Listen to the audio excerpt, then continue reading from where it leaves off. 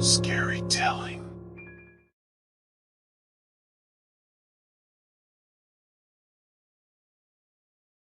I never believed in the paranormal until my aunt's experience with the Ouija board. It was not long after my grandpa had passed away, and my aunt was still reeling from the loss. She went to her friend's house, and they decided to mess with the Ouija board.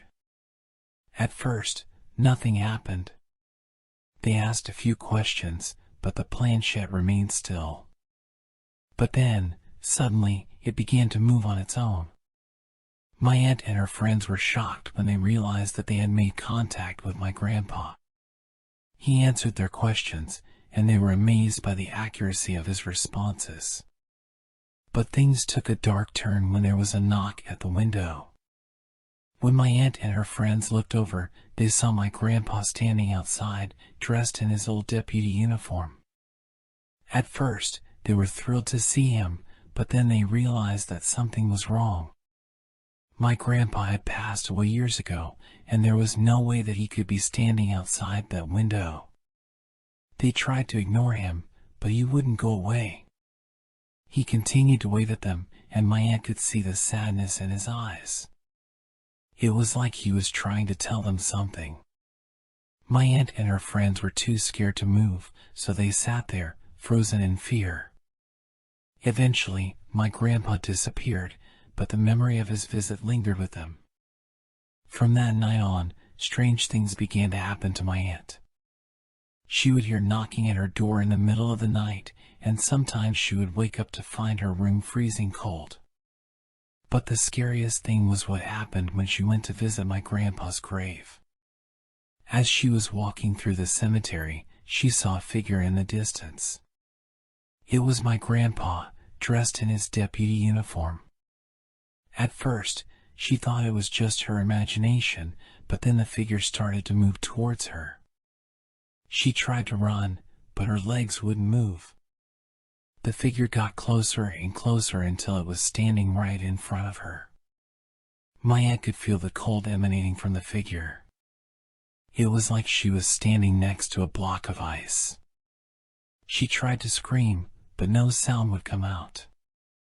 The figure reached out to her, and my aunt felt a wave of sadness wash over her.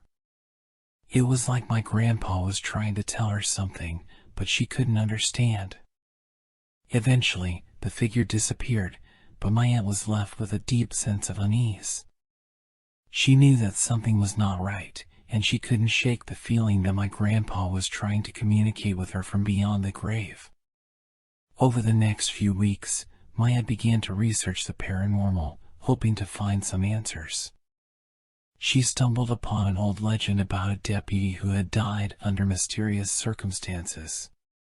According to the legend, the deputy's spirit had never found peace, and he had been haunting the town ever since. My aunt realized that this could be the explanation for what was happening to her. But the scariest thing was yet to come. One night, my aunt was sitting in her living room when she heard a knock at the door. When she opened it, she saw my grandpa standing there, dressed in his deputy uniform. But this time, he wasn't alone. Behind him were dozens of other spirits, all dressed in old-fashioned clothing. They were all staring at my aunt, their eyes filled with sadness. My aunt tried to slam the door shut, but the spirits pushed it open. They flooded into her house, their cold energy filling every room.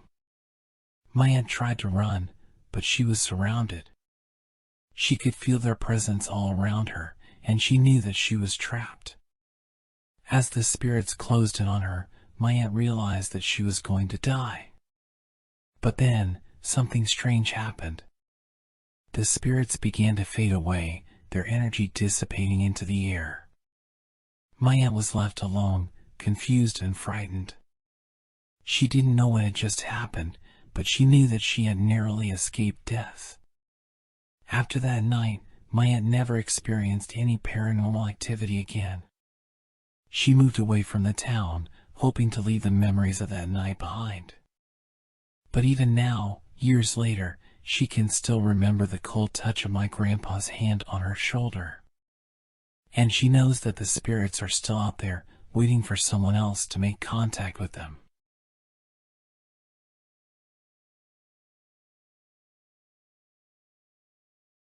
For as long as I can remember, my family has had a spirit that follows us around. We call him Sam, and he's been a part of our lives for generations. Sam is a mischievous spirit, and he likes to steal things that we want in a moment.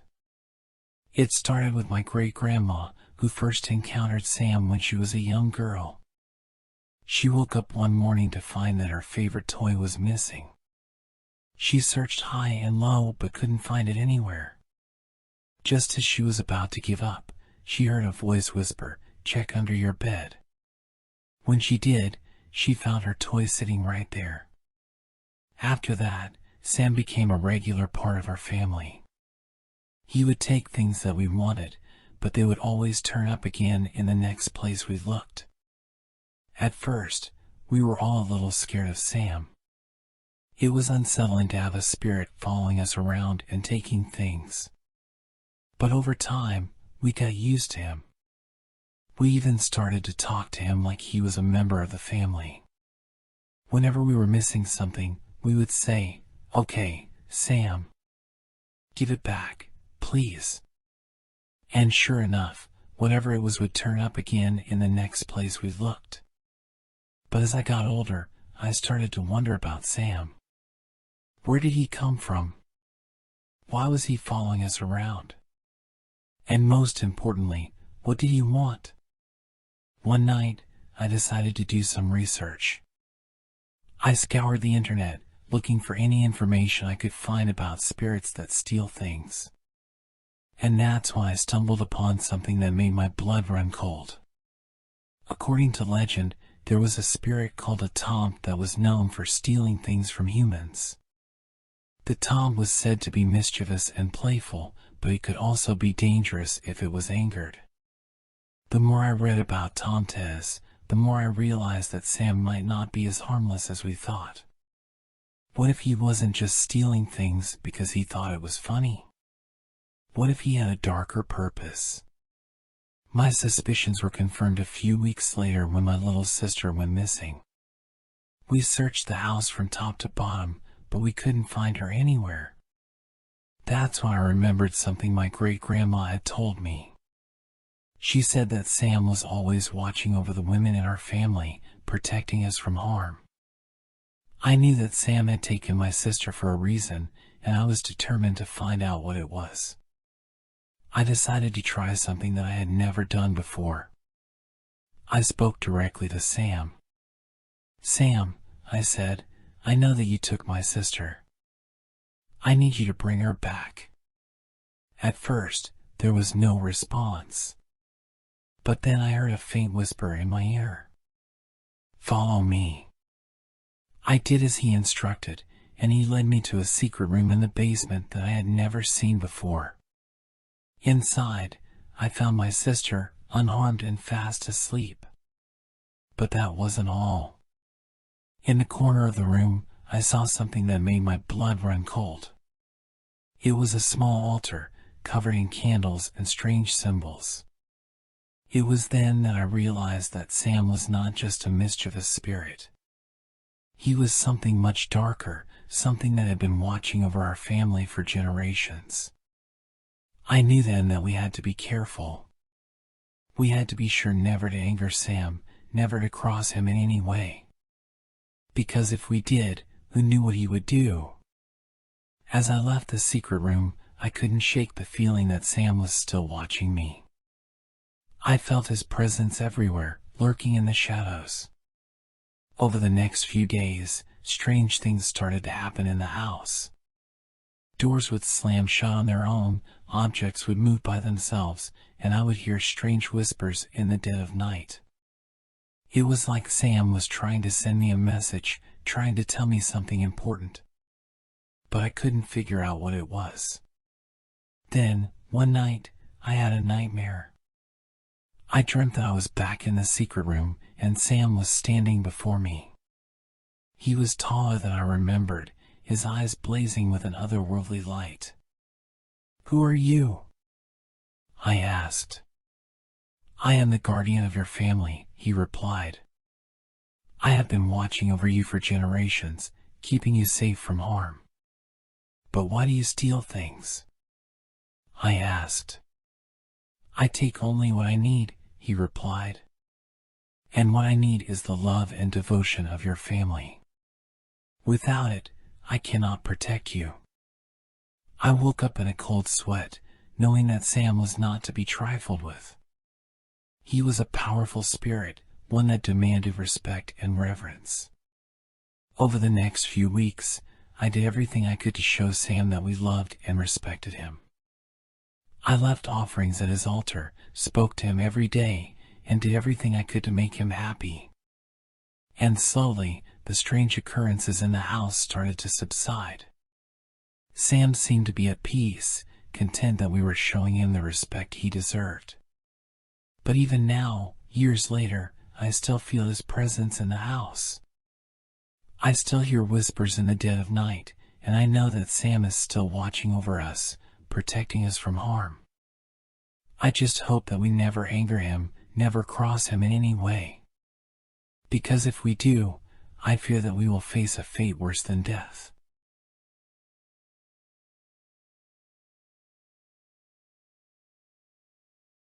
Growing up, I always heard stories about my great-grandmother's unwavering faith and her devotion to her beliefs.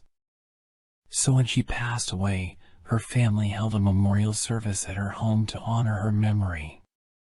One of my dad's uncles had to sleep in the hallway because there were so many relatives staying over. That night, he was abruptly awakened by a voice calling his name.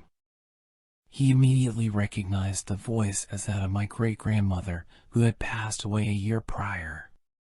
He thought it was strange, but assumed that maybe it was just his imagination or a dream. However, moments later, he felt a hand on his leg, tugging him towards the stairs. My uncle was terrified and began screaming, which woke up my other relatives. They rushed to the hallway, but they didn't see anything. My uncle was convinced that it was the spirit of my great-grandmother trying to pull him towards her, but everyone else thought it was just a bad dream. Days passed, and nothing strange happened until the next full moon. It was then that my dad's uncle began to experience bizarre occurrences. At first, it was just small things, like objects moving on their own and strange noises coming from empty rooms. However, as time went on, the incidents became more and more frequent and more terrifying. My uncle started to feel like he was never alone, like someone was always watching him.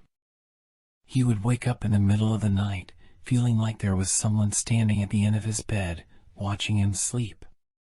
He heard whispering in his ear, and sometimes he would catch glimpses of a shadowy figure out of the corner of his eye.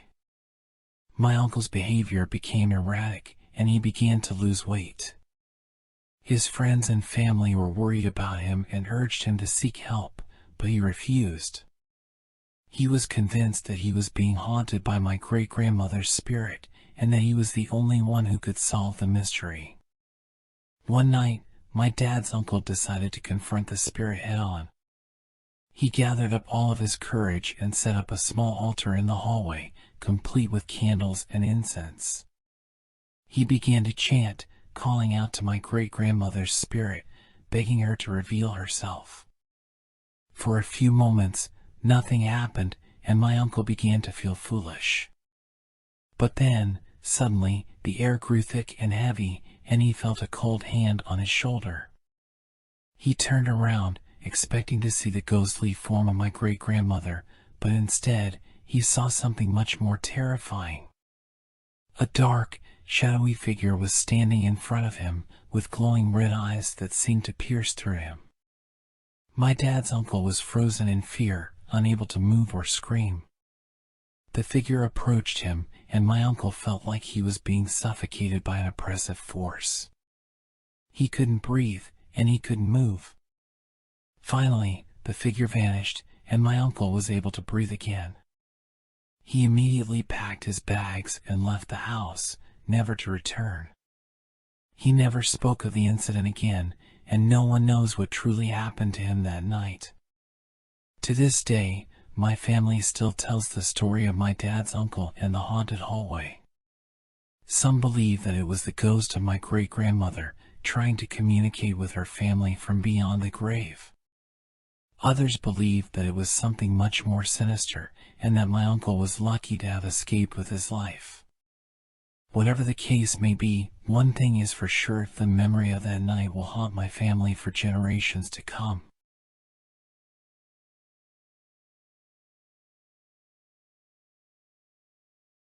My grandparents always told me the story of the night Ted Bundy came to Tallahassee. It wasn't a paranormal story or something passed down from generations. It was a freaky, real-life experience that happened to them. My grandma was working as a waiter in a diner in Tallahassee, Florida. One night, she noticed a man who had been following her around the restaurant.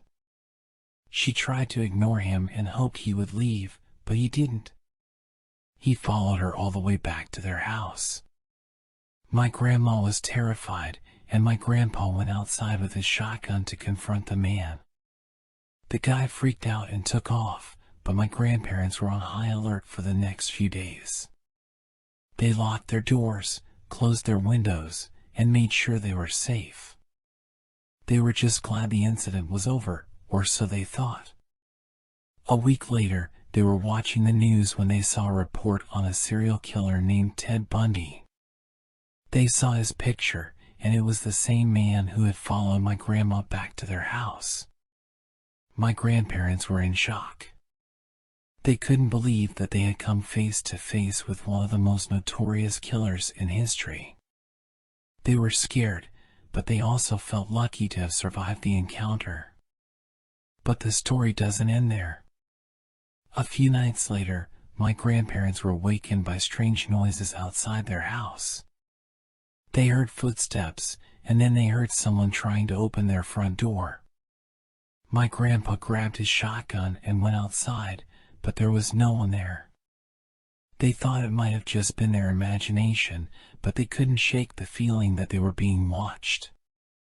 Over the next few weeks, strange things started happening in their house. They heard voices in the middle of the night, and they saw shadowy figures lurking in the corners of their vision. They felt like they were being haunted by the ghost of Ted Bundy. My grandparents were terrified, but they didn't know what to do. They didn't want to leave their home, but they didn't feel safe there anymore. They started sleeping with the lights on, and they never went outside alone at night. One night, my grandma woke up to find that she couldn't move. She was paralyzed, and she saw a figure standing at the foot of her bed. It was Ted Bundy, or at least his ghost. He was staring at her with his cold, dead eyes. She tried to scream, but she couldn't. She felt like she was trapped in her own body. The ghost of Ted Bundy started moving closer to her, and she knew that she was going to die. But then, something strange happened. The ghost of Ted Bundy started to fade away, and a new figure emerged from the shadows. It was a woman, and she was holding out her hand. My grandma took her hand, and she felt a warm, comforting light surround her. She knew that she was safe. The woman told her that she was a guardian angel, sent to protect her from the evil that had been haunting their home. From that day on, my grandparents never saw or heard from the ghost of Ted Bundy again. They knew that they had been saved by a guardian angel, and they were grateful for her protection. The story of the night Ted Bundy came to Tallahassee had a terrifying and unexpected twist, but it also had a happy ending. My grandparents were lucky to survive their encounter with one of the most dangerous killers in history, and they were even luckier to be protected by a guardian angel.